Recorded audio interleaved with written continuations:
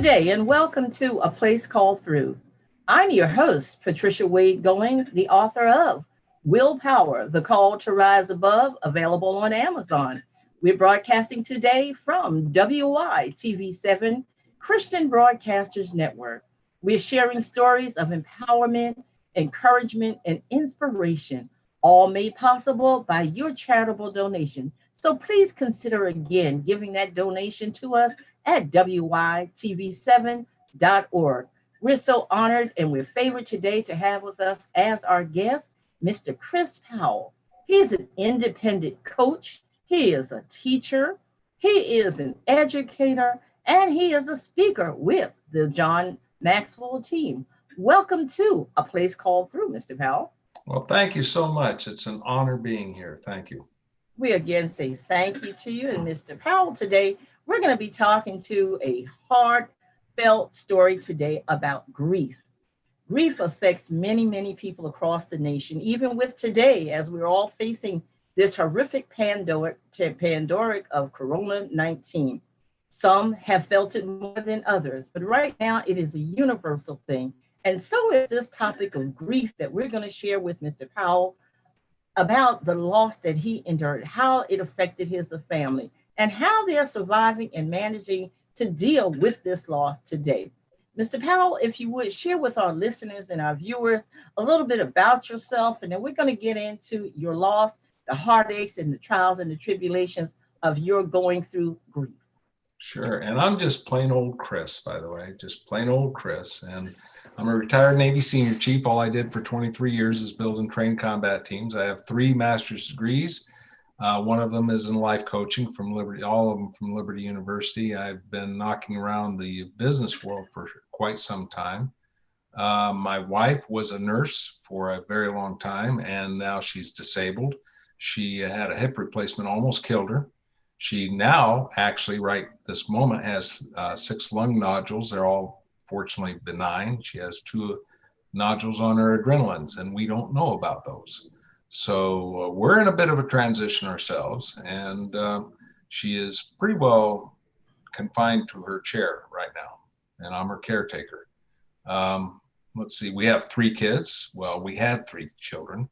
We have one is in heaven now, and the other 2, one's in California and one's in Ohio. We have 4 grandchildren. And we actually moved down here to Fort Mill, South Carolina to be around 2 of the grandchildren after the loss of our daughter. So it's been an interesting few years. It's interesting. John Maxwell says, this too shall pass. Actually, Solomon said that, this too shall pass. And I can tell you, if one's up on the top, when we were in 2010, we were up on the top, this too shall pass. When things are at the very bottom, this too shall pass. I mean, it's just a matter of moving forward one step at a time, isn't it? And that is very true. In time, it does pass. Grief is not an easy thing to pass over because it's the loss of someone that's close to you, someone that's dear to you, someone that's in your heart that you've carried. It is my understanding that you lost a daughter some years ago. Yeah. If you would highlight us a little bit on that loss.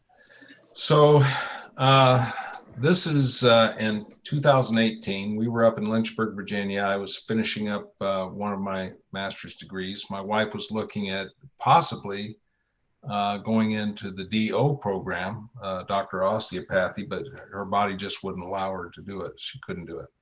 So we were up there. We bought a house, living on a lake, kind of nice environment. And our daughter started getting very, very ill. She was down here in Fort Mill, South Carolina, in fact, with her husband and our 2 grandkids.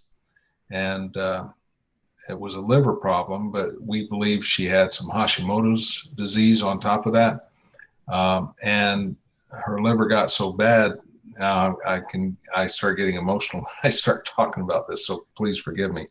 But she was getting the spider veins on her skin, from her eyes would turn yellow, her skin would turn yellow. And I remember distinctly saying, just looking at her and start crying. And she says, "Daddy, don't cry, don't cry." She's told me that many, many times.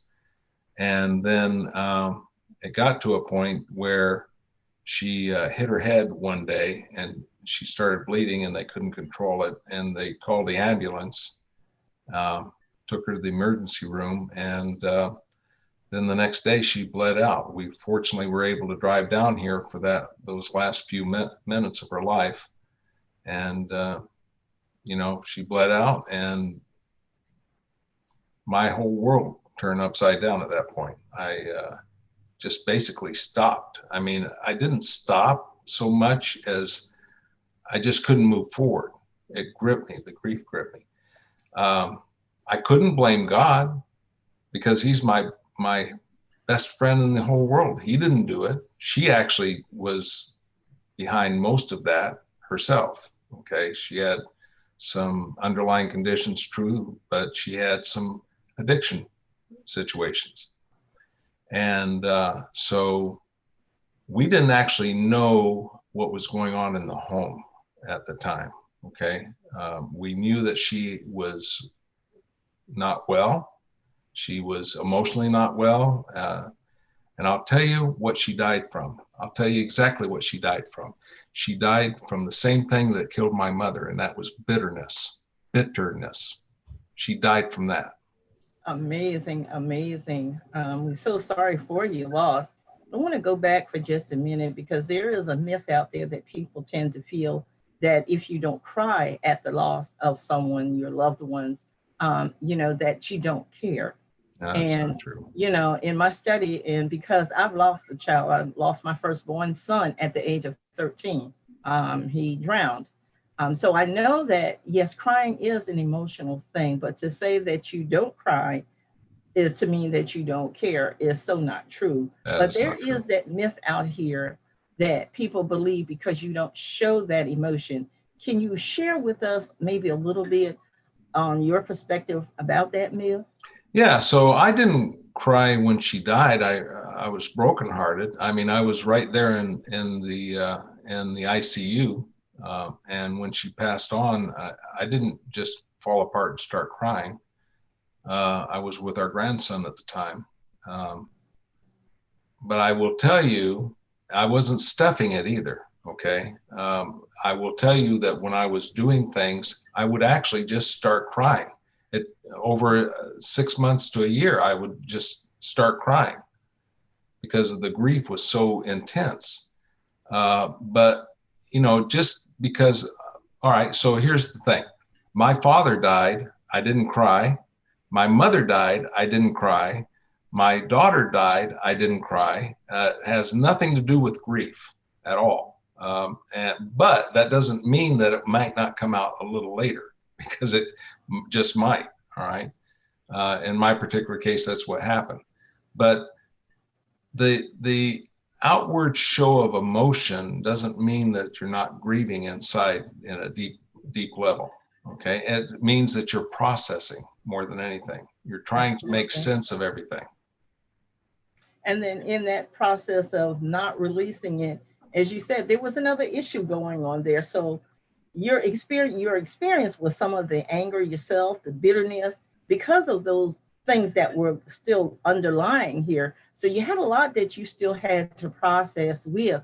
And I do know that that grieving process, sometimes we get into that fear factor, and you start thinking, well, if I could have, and what Oh could boy. I have done? If I As you know, did that, yeah. yeah, that experience of thinking that if it was something that you could have done. And a lot of times, sadly, that when people are grieving, anger happens. Hmm. People become so frustrated until they become solely angry because of this loss. Can you speak to us maybe a little bit Yeah. about some of that anxiety, the Yeah. anger, and the what ifs? If I had only. Yeah. So I'll do the if I had only because I I knew there was some things going on there, and I knew that an intervention was was needed. But I also knew if that intervention had happened, it would have destroyed the entire family, would have ripped them apart because people would not have been on board. So it not only would not have been successful, it would rip the family apart. It's one of those things where you're sitting back and watching this train wreck, and there's nothing you can do about it. And I had gone back because, all right, so here's the blame game on my end. I spent 23 years in the Navy. I was out to sea half the time. That by itself, which means I wasn't even around to raise the kids most of the time. So I could put that on me and say, well, that's the reason why she was like that is, and what happened is because I am to blame for her when I was out to sea. But that is actually a lie. That is not true. She's the responsible party, and she knew what was right. She knew what was wrong. She got saved at a very young age. She was grown. She was raised in a very powerful Christian home uh, by her mother, and when I was home, by me. So she knew, okay, that did not prevent her from falling into that. And that one was from bitterness because she had a grief, and I won't get too much into that one because that's would not be appropriate for this. But let's just say there was some cheating going on, okay, Mhm. and it just struck her to the core. And from that moment on, it was drinking and all that, and it just killed her. And it was bitterness that did it. And then what it is just one phase led to another phase Yeah. that became so horrific, unbearable, and in many cases it was intolerable. It was Yeah. not acceptable.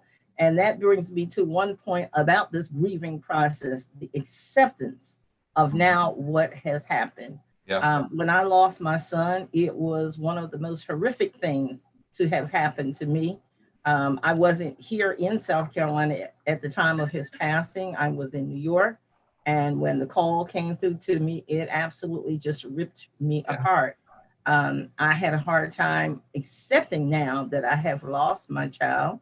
Yeah. And it lasted for years and years. I was holding on to shirts, I was holding on to different things that belonged to him until I finally got to that point many, many years ago that I had to accept the reality that, yes, he is now gone. And prayerfully, one day, as the mother cried out, that one day we will see each other again, as God has Absolutely. told us. So I understand that we go through this process in our grieving that we're in denial, but then we have to get to a point of acceptance. Yeah. And that I think is one of the hardest tasks in grieving is It is. accepting the loss, but accepting the fact that there really, when God says it's just time, and there's Yeah. nothing that we can do. So Yeah. in your grieving process, even though there were many horrific sides to this, to this loss, you have accepted the reality of it. So Yeah. now you're at a loss in your family. And I understood you earlier to say that you actually relocated.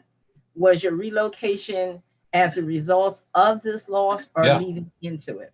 No, it was directly as a result of the loss because our grandkids just had a loss of their mother, so we moved down here to be around the grandkids to support them.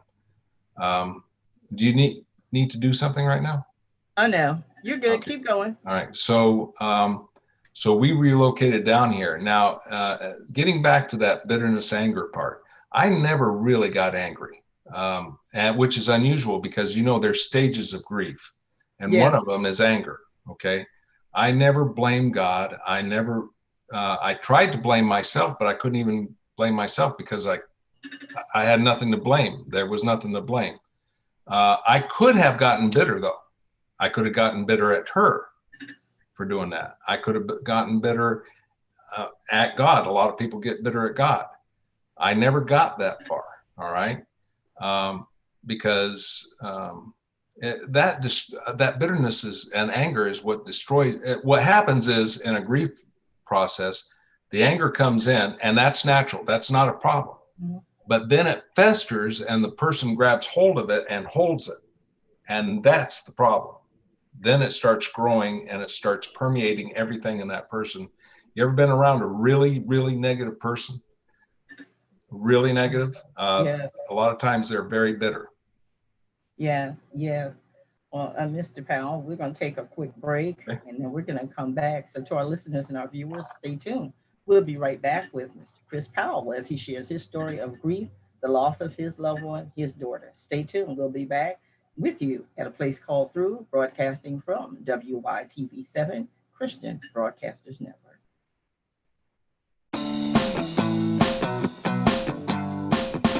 Mr. Happy Living here.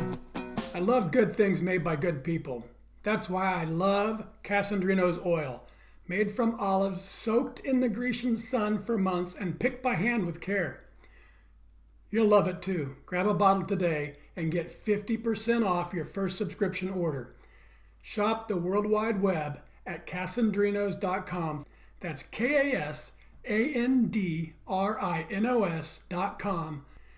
Use coupon code HAPPYLIVING50 and I'll donate 15% off every order placed during the month of September to WYTV7.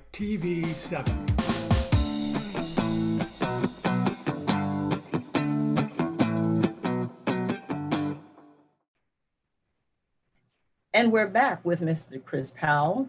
He's talking to us today on grief, the loss of his loved one, his daughter, the effects of it on his family.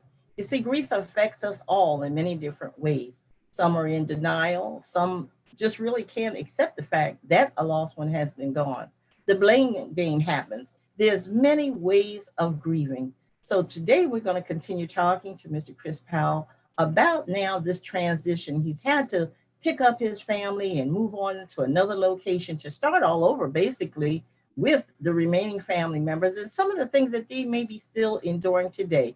So, Mr. Powell, we want to continue, as you said, there are many stages of grief, and we know, we could go on and on about the stages because it's never ending. You go through one phase, you may end up in another one.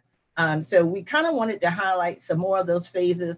I mean, because sometimes there becomes a point where you're almost bargaining. You're trying to find the rationale for, this loss, this grief. And sometimes there's not a way to even get it communicated to other families because at one point during this grieving process, also it can be conflicted with depression.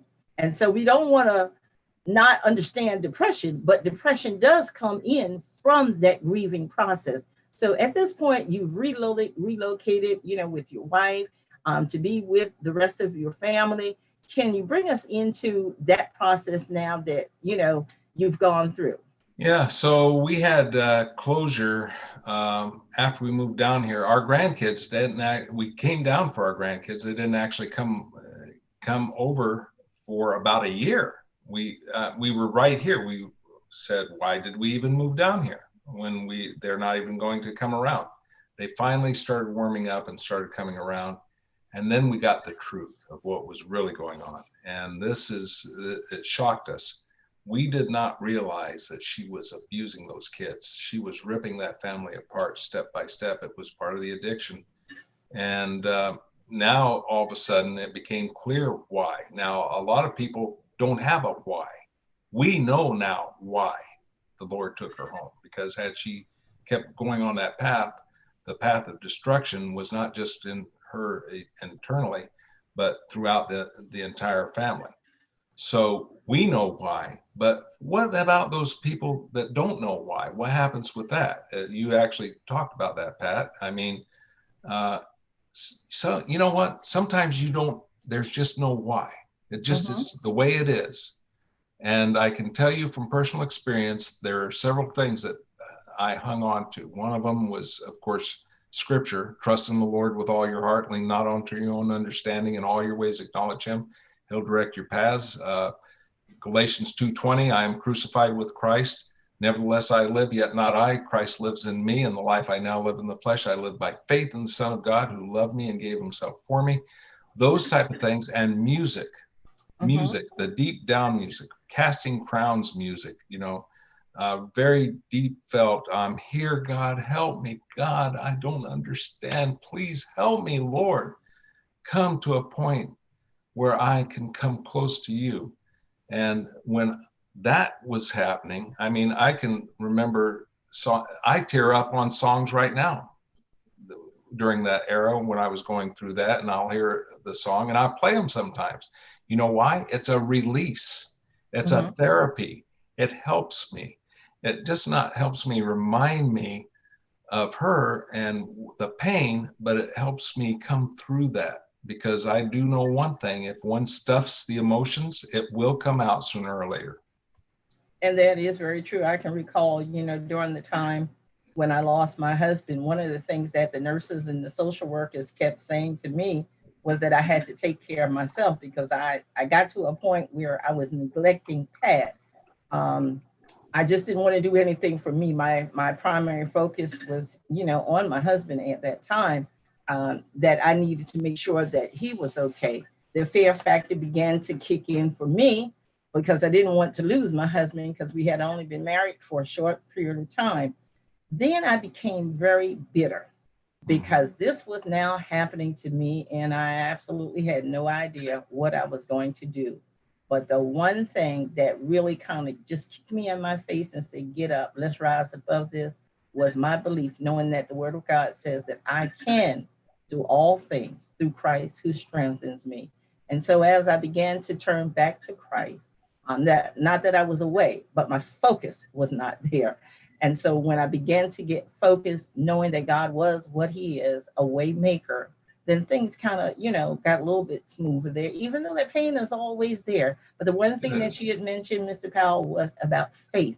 So in this walk that we call it, this journey of grief, the one thing that we have to remain strong is in our faith, knowing that even though it's painful, it hurts, of course, because no one wants to see their loved ones, leave the earth. You always want to hold on to them with all that you can. And so when that time does come, your faith is truly the test even more so. So the faith that you have and the faith with your family, how has that changed since now, time has passed on? And it's interesting you say, how has that changed? And it has changed. Faith is the substance of things hoped for, the evidence of things not seen in Hebrews. And my personality actually changed. I also am a behavioral analyst, and so I took my own tests, and my actual personality shifted. You know what happened? The way I worship shifted as well. It's interesting because before I was way much more out there. Very very expressive in my faith. And now I'm much more internal, much more.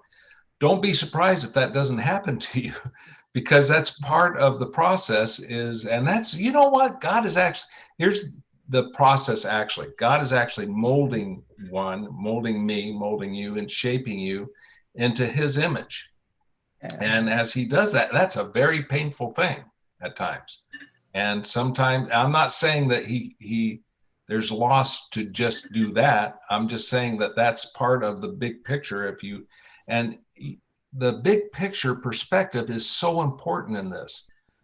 It's not the why, but Lord, it's yours. I surrender. That's where it's at. Yeah, So, and like I said, faith, it means everything. No matter, just not only in just grief, in everyday living. yeah, Your test of faith.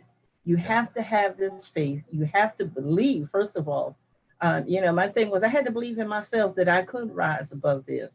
And until I got it to that point that I could believe, I couldn't convince anybody else in my family that this too shall pass yeah. because I had to believe that yes, that this would pass. We're unfortunately running out of some time here, but I really want you to share with us, any final thoughts, anything that, you feel will help to inspire and empower someone else that may be going through this grieving process. And I know that we talked a lot about your situation. Can you also, in your conclusion, bring us into depression and some of those Yeah. little symptoms? Because some of the symptoms in depression affect us in a physical way, not Yeah. always in the mental way. Yeah. So the depression is going to come in one form or another. And I will tell you that the faith is going to bring you out of the depression. Now, what a lot of people make the mistake of is that they isolate themselves, they sequester themselves, they don't reach out to other people, they don't allow other people in. That is a huge mistake because other people are what God is using to help you. You'll see this where he's gathering a support group around you. No, it doesn't have to be church. It can be a support group. They have to be on your side, of course, but they have to be watching your back. They have to be in your best interest. But those people, it is so crucial to be around people that will support you. Absolutely. Please do not isolate yourself. That will drive the depression much deeper and it'll last a lot longer if it even goes away. Okay. What's going to pull you out of that depression are those other people. The Holy Spirit will, God will, but they're not flesh and blood, they're spirit. Yeah. The flesh and blood humans and the spiritual aspects of community is what's going to lift you up. It's not you doing it yourself. You won't. Leave it from me. You will not do it yourself. Absolutely. No, you do have to believe, and you do have to reach out and let other people help you. I finally got to that point where, okay, I could allow other people to come in. And I was so delighted. At first there was that wall of resistance because I felt, oh, they just are looking for this, looking for that. But then when I realized, you really do need somebody. Help is here. And I think that a lot of times in the grieving, it becomes so overwhelming. We do tend to shut others out, and in actuality, we never know who God sends in our path to help us out. He's always with us. He promised he would never leave us nor Nor forsake us. forsake us. So That's he right. has his angels that he does dispatch, and it's up to us to believe in him and take it by the helm and trust in him. As the woman that walked around with those issues of blood for many, many years, the only thing she wanted to do, she said, if I could but just touch the hem. So I say to those that may be going through grieving, if you're even fighting the battle of depression today, reach out for the helm. The helm is available to you. Thank you, Mr. Chris. If you have any resources or a phone number, someone wants to reach out to you, Yeah. how can they reach out to us? Give us that real So quick. really easy. My phone number is 803-288-7164. That's 803-288-7164. My email is chris@powelladvisory.com. Chris@powell, POWELLADVISORY.com. And that's where we can connect and we can talk. And I'm a coach. I'm a corporate trainer. I'm a pastoral counselor. I've got that. See, I'm bald. So God bless you, Mr. Powell. It has been truly delighted to have you on my guest today on A Place Called Through. We certainly invite you to come back at another time and maybe share some more stories with us, such as what you've done today. And if you have any more training, any insights, any resources, please give us that call back, Mr. Powell, so that we can get you back on again sure, at A Place absolutely. Called Through. I've been your host today, Patricia Wade Goings. I am also the author of Willpower, the Call to Rise Above. That book is now available on Amazon. So I encourage you, get the book and learn how to rise above. I've overcome many battles and many struggles. Again, I am Patricia Wade Goings, and we're broadcasting from WYTV7 Christian Broadcasters Network, where our mission is to empower, encourage, and to inspire others. Don't forget, make that charitable donation to help us continue our mission of hope. You can reach out to me at pgoingswp@gmail.com, also in area code of 843-608-9744. Follow me on WYTV7.org and on Facebook at A Place Called Through, at Willpower, the Call to Rise Above. God bless you. Have a wonderful evening.